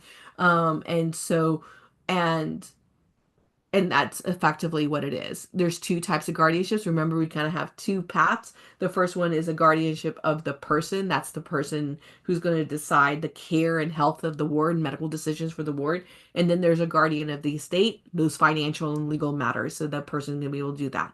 Now, they can all be the same person. Your guardians can be the same people as your power of attorneys, or they may be different people. I always recommend that if you're going to have different people for these different roles, be sure that they're going to get along and that you give them instructions and give them in power so that way they can do what they need to do. so that way there isn't any conflict between them. So it's okay if they're different people, but just be sure that they can work together if you are going to have different people. But sometimes, like for example, it's things that I might get, right? Someone, you may choose a person who's local, who lives locally with you in the same city as you, to be your power of attorney, so your statutory durable power of attorney and your medical power of attorney, because they're going to be easily accessible and quick. But when the permanent guardianship comes into play, you may want to pick somebody who lives in California. It's like, well, no, I picked a child who lives here, but long term, if we're talking about long term care, ultimately the person who I want to be living with and who's going to be caring for me is my child in California. I'm picking the child here in Houston because they're accessible. They know that they're not going to be the permanent guardian if a permanent guardian is needed. But if I'm in a car accident, they're the ones who are local. They're the ones who can get to the hospital, talk to the doctor, make medical decisions, right? And then, but if it becomes permanent, I'm going to have my child who lives in California serving that role. So again, individual plan, what works, what needs to kind of happen in your situation. One of the things that's really has important for some people in this document is that you can disqualify a person from serving as the guardian. So what does this mean? This document is not dispositive. What it means is that the court is not required to follow the instructions here. The guardian must be approved by the court, so they have to qualify, and the court has to agree to them serving as the guardian. Now, the court will say, we'll look at this document and we'll be like, okay, well, Bob has been listed as the first person. For whatever reason, Bob has declined. Bob is unable to serve, has for whatever, like they've declined, right? And he's not available. And so now we go to the second choice person, they're going to look at the second choice, but now they're disqualified. This person's disqualified. They have felony that disallows them from serving, right? And so, well, now this person disqualified. Well, now the first two people, the choices, remember, for every one of these we're going to pick a person and an alternate, and so now this person is disqualified, so the court can't appoint this person because they can't serve as a guardian. So now they're going to go look at next of kin. What's the next order of priorities that they're going to look at? And you're going to say, you know what, I haven't talked to my brother Jim in 20 years. He doesn't know me. We've been estranged. We lost touch. He may be my next of kin, but I never want him to serve as my guardian. So you're going to put down that I never want Jim to serve as my guardian in this document, and the court will actually listen to that. So even though Jim may be the next of kin and the person who would be selected to serve as the guardian, because this document says, nope, do not name this person, the court will actually look at that and go to the next person in line to determine if they should serve as the guardian as opposed to Jim. So that can be just as important for some people when it comes to completing this document. HIPAA release. So HIPAA stands for the Health Insurance Portability and Accountability Act. It protects private medical information, and it cannot be shared by certain people without that express permission of the person whose medical information belongs to. It's not everybody. It's only some people. Mostly, what most people think of is hospitals, medical providers, is what most people think of when they think of, but it also applies to like law firms. I am a HIPAA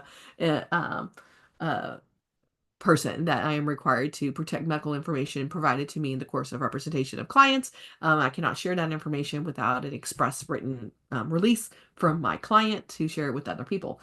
And so it's so that's what it is. Now, if you share your medical information with your neighbor Susie can go down the street and share it with Jane. That she is not subject to HIPAA if you share your medical information with her.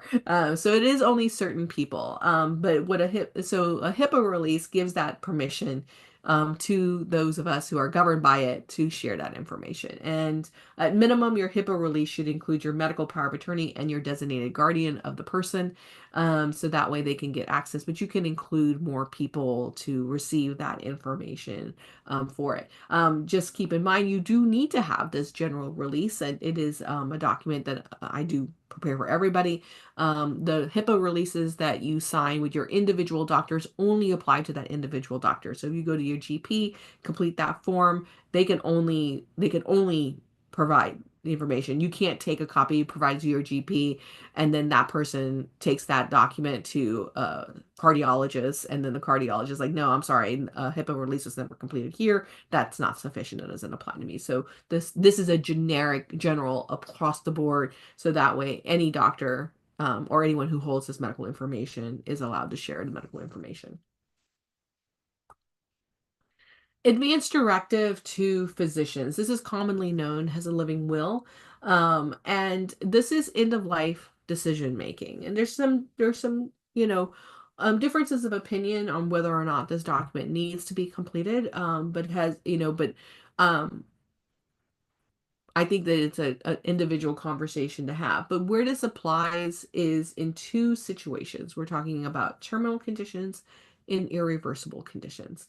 A terminal condition is defined as a person is expected to pass from their condition within 6 months, even with available life-sustaining treatments. An example of a type of condition this may include may be stage 4 pancreatic cancer that's aggressive. That would probably be an example of a terminal condition. An irreversible condition is a condition that is not terminable. A person can live with this condition for an extended period of time, but if there isn't an intervening treatment, then it can become um, a terminal condition. So an example of this would be a coma. A coma, people can live in comas for quite a bit of time, for a pretty lengthy period of time. However, we need nutrition, we need uh, water, right? So we would need to intervene with artificial nutrition and feeding. And so that would be, so we would need to intervene at that point in time with the life preserving treatment.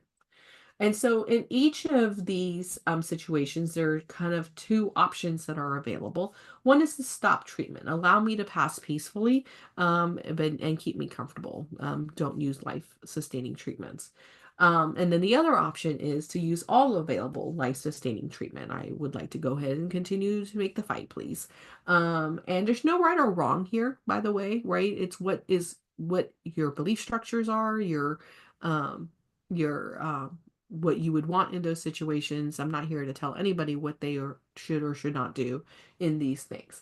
When you are within the available life-sustaining treatment, you can put in specific instructions, and some people will have that. So for example, a person may say, this is actually not uncommon. They may say, yes, please use all life-sustaining treatment, but if in the event that I would need to be put on a respirator, then I would like to pass peacefully. So I never want to be put on a respirator. So that would be an example of someone wanting to have a specific instruction. So you can also put something like that in there as well. Now the documents that you see and the templates that you see typically stop at that point. It's typically one or the other, and there's not usually a third option listed. But there is an option to allow the decision to be made by the medical power of attorney after conferring with a physician. And in fact, most of the time, if there is a medical power of attorney in place, the doctors, even with an advanced directive, would still talk to the medical power of attorney anyways. And then this would turn into a guidance document as opposed to a decision document.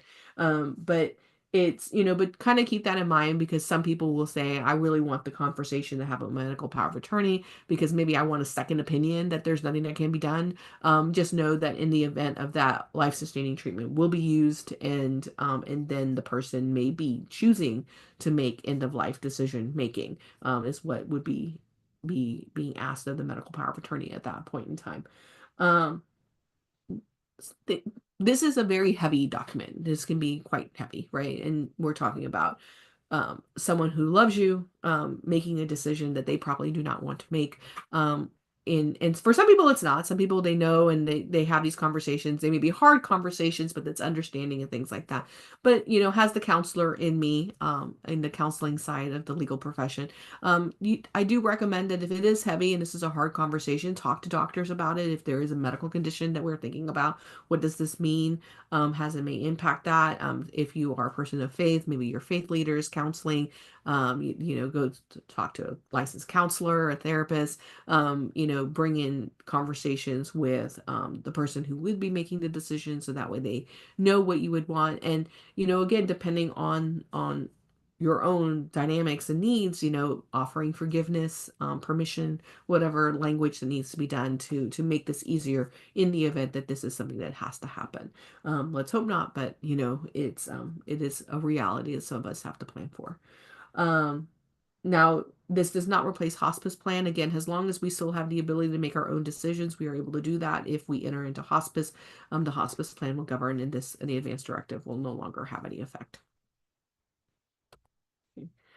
The next document is a very specific document, which is a declaration for mental health treatment. This is known as a psychiatric advance directive. This is when a person who's at risk for a history of psychiatric hospitalization, thinks people diagnosed with schizophrenia, and has an example. And so this document is decisions in advance as it relates to psychoactive medication, convulsive therapy, and emergency mental health treatment, such as restraints and seclusions.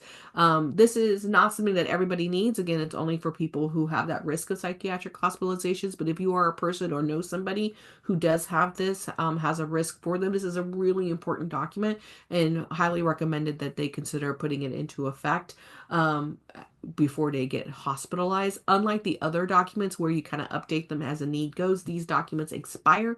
They expire every 3 years and have to be re-executed. So now we're going to switch over. I know we only got 15 minutes. I got a lot to cover. And so, but those are the big ones. Those were all the big ones. Everything gets a little bit quicker here.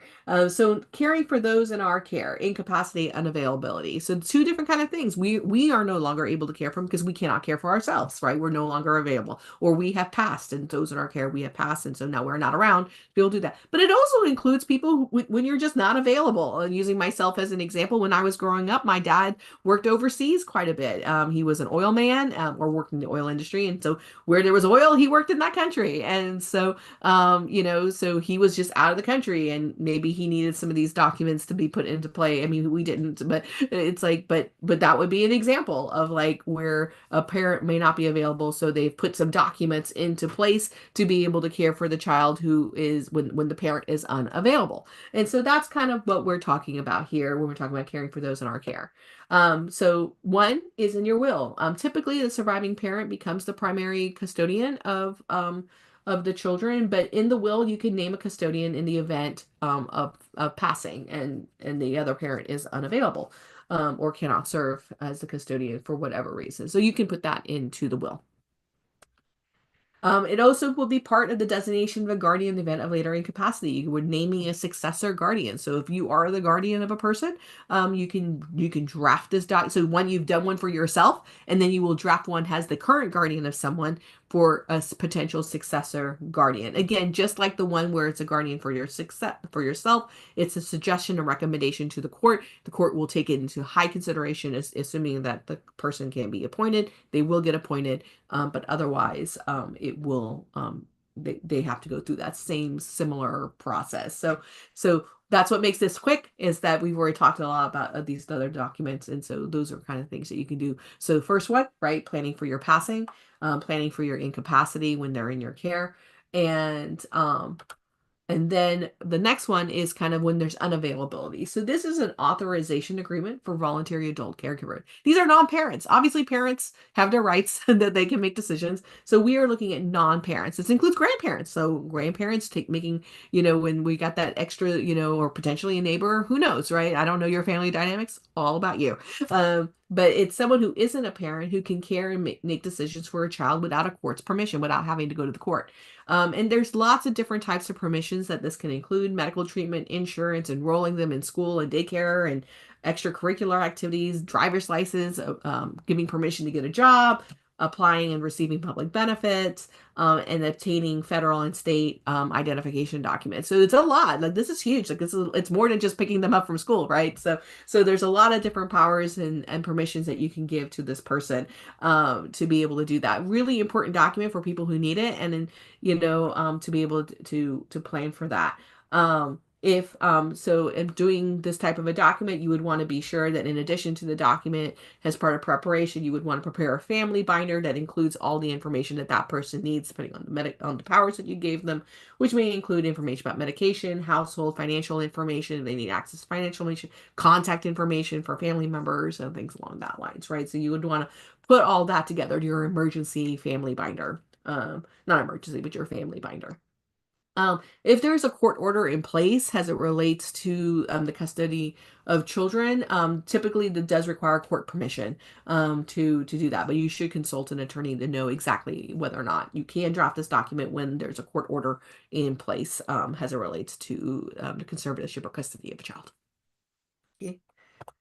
All right. Then, and the last document that we would talk about here is the child travel authorization letter. So as you see in all of those lists of powers that I gave you, not one of them talks about traveling.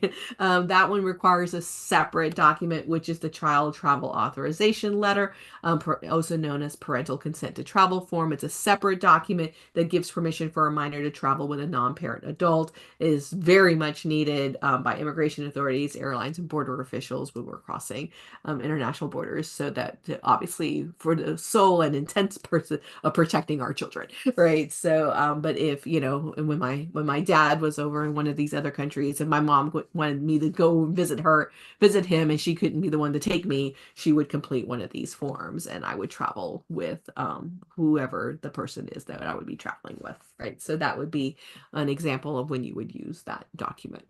Okay. Long-term care planning can be its own 2-hour presentation. When we're talking about long-term care planning, we're talking about us as an aging population and preserving our estate in the event when we need to have medical care as we age. So we're talking about becoming eligible for benefits such as Medicaid and protecting assets from creditors, which include the Medicaid Estate Recovery Program, commonly known as MERP. This is, again, very individualized, and there's more than one way to kind of preserve the property and become eligible. When it comes to real property, there's two things you can do, which is one is known as an enhanced life estate, commonly known as a Lady Bird deed. For years, this was kind of I wrote Lady Bird estate. Sorry, this is a Lady Bird deed. And used quite frequently for many years, which is transferring property and retaining a life estate. And but the reality is that for a lot of people, the transfer on death deed also serves the same type of protections. And so again, depending on the specific needs that you would have, it could be either a ladybird deed or a transfer on death deed, and it would have a similar kind of protection. So when we're talking about real property, again, individual, what's going on. And then when it comes to income, so if one spouse needs to get onto Medicaid in order to be able to get long-term care or nursing home benefits, but the income from the household would make that person unqualified for those benefits. Because this one spouse is working, we can do what is known as what is called a qualified income trust, commonly known as a Miller trust. This is an irrevocable trust. Once it's made, you cannot undo it. But that the income goes into the Miller trust, and that allows for the spouse who needs the benefits to be on Medicaid are able to get the Medicaid benefits. In both of these situations, you should consult with an attorney. There's different times to think about it. When it arises, when the need arises, is you can talk to an attorney about what the options are at that point in time. But sometimes people know it's coming. If there's a family history of dementia and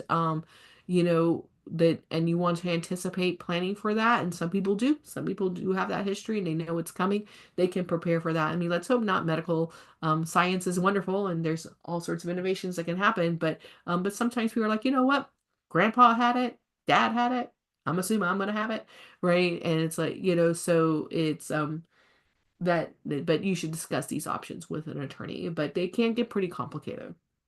Okay. All right. I know that was a lot in that last bit, but I hope that you heard that a lot of it was a little bit repetitive. This can be overwhelming. The good news is that help is available. So this is our website and our phone number that you can call to do that. So I did have a question about applying for assistance with Lone Star Legal Aid. We do have a website. If you are comfortable getting onto the computer or have someone who can help you, it's probably the fastest way to apply for assistance is to go online and do it that way. Sorry, talking too much without a drink. Excuse me. That's also our 800 number that you can call, and do that. If you are inclined to do so, we do offer some walk-in hours. It's not, that may not be the fastest way, and driving downtown can be complicated, parking can be difficult, but so I do recommend to give us a call or apply online. Um, in terms of being able to do that. And to answer the question, there was a question about whether or not we provide estate planning services. We do apply. You can ask for estate planning services. That comes to my office. That would be me. That would be me. That would be kind of handling it for most of them, not all of them. But so yes. So just go ahead and complete the application. And when you get to the problem, what you need, just say that that's what you need is a will. You can pick a will or an advance directive. There are other agencies in our partnership, as you can see in the giant logo behind Miss Nia. She will send you all of the other contact information. I'm just being selfish and hope you come and see me. So, but my partners at our partner agencies, I am friends with them. I know them. They are wonderful people. If you choose to go see them, it's okay. I won't be bad. But that's just me kind of being self-serving in some degree. There's some upcoming programs that Mrs. L mentioned at the beginning, and I mentioned, so next week is going to be the series, which is talking about clearing title to inherited property. If you did come here hoping to learn more about what to do because you have a person who has passed and you're not sure what to do next, please go and attend that session, and some of those questions will be able to be answered there. We do have our coffee and conversation resource fair at the A-Leaf Neighborhood Center on Tuesday, April 22nd. I will be there with my team. We will be accepting applications, and we work with volunteer attorneys in the private bar who do this for us. And so if you are eligible for services, you will be working with some of my wonderful volunteers to do that. But you can come and see me in person. If you prefer not to apply online or via phone, you want to come in person, come see me at A-Leaf there. And then again, as I said, part two or series two in this series, how to draft your own will and transfer on death deed. That will be next month on Thursday, May 1st, same time, same bat channel for those of us who are in the know. And last but not least, I always like to end on a funny. This is a very heavy topic. I try to make it light. I try to make it informative and a little bit easy for everyone to do, but I like to always end on a joke. And so this is my little comic, which is Miss Hen has gone to see her attorney that says, I want to leave all of my estate to my sister, but if she's not living, then in trust for her eggs. There was a question about the rewatch. Yes, Miss Nia will send you a link to the video, so that way you can watch it again, because again, lots of information. So with that, I'll hand it back to Miss Nia. For anyone who has questions, if you'd like to unmute yourself, feel free to do that or put it into the chat. Happy to answer questions at this time. All right. Along with the video, I will also, as Jesse mentioned, be attaching the copy of the templates so that you can kind of follow along and go along and look over those documents as you're reviewing what she has provided as well. So thank you, Jesse. Again, a lot of information covered here, so don't be afraid to come back next month, or if you think about, oh man, I should have asked this question, or I didn't think about this, feel free to come back and join us next month and ask. Now, I did have a question.